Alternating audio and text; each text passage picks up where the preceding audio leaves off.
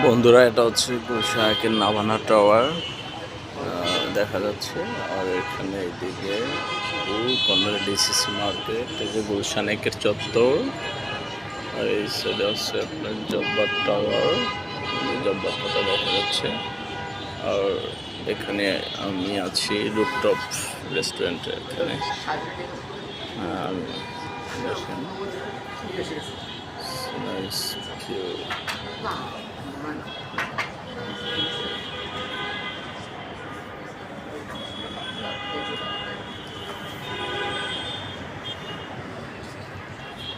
তুমি ভিডিও করতে পারো।